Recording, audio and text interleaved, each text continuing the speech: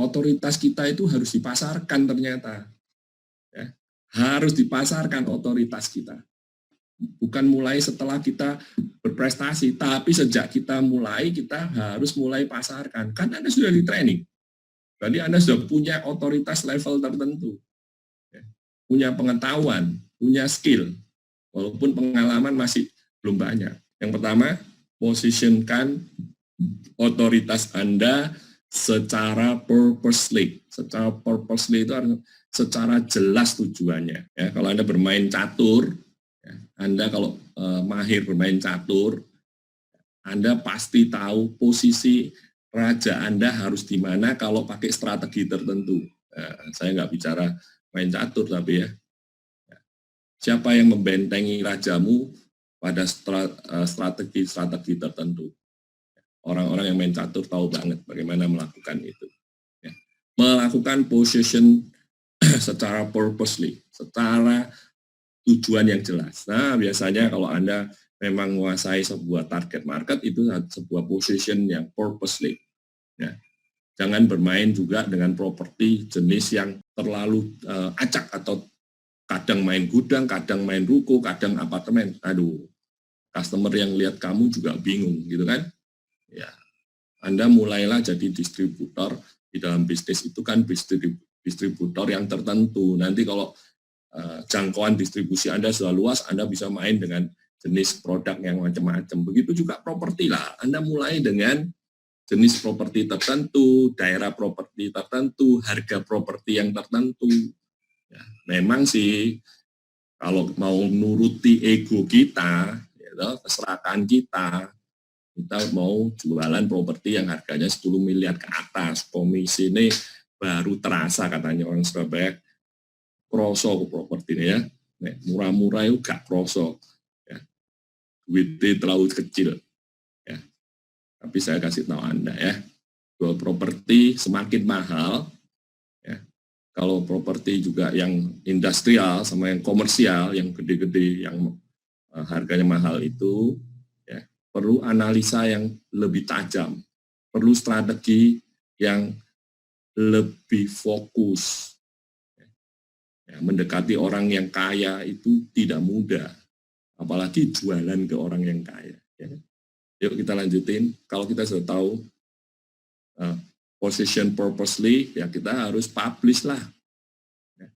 Publish secara produktif, artinya kalau kita melakukan publikasi itu tidak cuman sekali sebulan atau sekali setahun bahkan, tapi secara rutin, mendisiplin diri. Publish productively, sehingga Anda dikenal sebagai otoritas di dalam bisnismu, di dalam daerah target marketmu, otoritas di dalam segmen yang Anda ambil.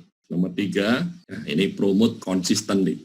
Kalau Anda bicara tentang residential property, ya promosimu adalah promosi tentang residensial. Ya kan? Kalau Anda bicara tentang target marketmu Solo Baru, ya promosimu isinya properti di Solo Baru, bukan di Solo lama, kalau ada yang lama loh ya. Saya nggak tahu di Solo ada yang lama apa ada yang baru. Tapi yang baru saya tahu ada, Solo Baru, tapi yang lama nggak tahu saya. Yuk kita promosi secara konsisten nih. Oke. Ya. Pak, itu biayanya mahal Pak. Wah, zaman now kan sudah nggak mahal ya. Zaman now kan digital marketing, internet marketing, kan lebih murah. Ya, kalau zaman saya dulu iklan di koran, wah mahal.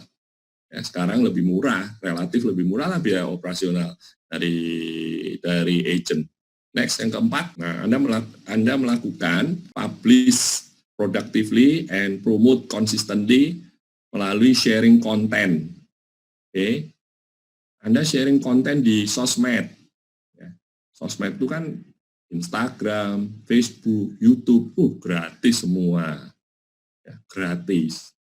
Kalau Anda mau bayar, nggak sanggup Anda bayar. Ya, bayarnya mahal amat.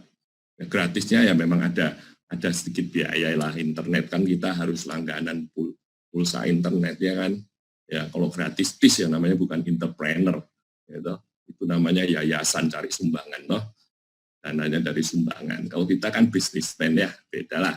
Sharing konten yang terkait dengan position yang kita punya purpose yang tadi di nomor 1. Oke, rajin-rajin sharing konten. Ya, cerita tentang target marketmu. Bagaimana sekarang di daerah target marketmu ada perkembangan. Ada mall baru, ada supermarket baru yang memberi dampak bisnis macam-macam. Sharing konten. Yes, next, nomor 5. Sharing yang konten yang ada edukasinya. Supaya market itu juga teredukasi. Ya, bahwa peran broker itu seperti apa. Anda harus jelasin. Apalagi kalau Anda sudah transaksi. Historisnya Anda share aja di Facebook, share aja di Instagram. Apalagi kalau itu pengalamannya unik. Orang suka dengar kok. Ya kan? Nah, dari sana Anda membentuk market. Membentuk persepsi. Membentuk otoritas. Akhirnya membentuk trust. Ya, tujuan kita melakukan authority marketing strategi adalah membentuk trust. Bisnis kita butuh trust. Bagaimana tidak butuh trust? Namanya penjual mempercayakan harta yang nilainya terbesar di dalam hidupnya kepada kamu. Oke. Bagaimana tidak butuh trust? Pembeli yang ingin mengeluarkan dana walaupun dia dibantu KPR dari bank, tapi uang simpanannya dia 10 tahun untuk uang muka itu. Ya. Bagaimana dia tidak trust, tidak butuh trust kepada agennya. Kalau dia harus menginvestasikan simpanan 10 tahun, ya, dia butuh Anda sebagai agen properti. Kalau ada pembeli yang merasa nggak butuh, aneh bin ajaib. Apalagi kalau dia first time buyer. Ya, kalau dia investor, ngomong yang lain lah, perkara yang lain. Yang ke-6, yes, solving problem. Nah, di dalam konten Anda bisa solving problem. Di dalam publikasi Anda secara produktif, Anda share solving problem yang Anda sudah lakukan. Semua ini akan membentuk otoritas profesionalisme Anda di dalam target marketmu, di dalam database customermu. Akhirnya Anda akan menjadi seorang profesional.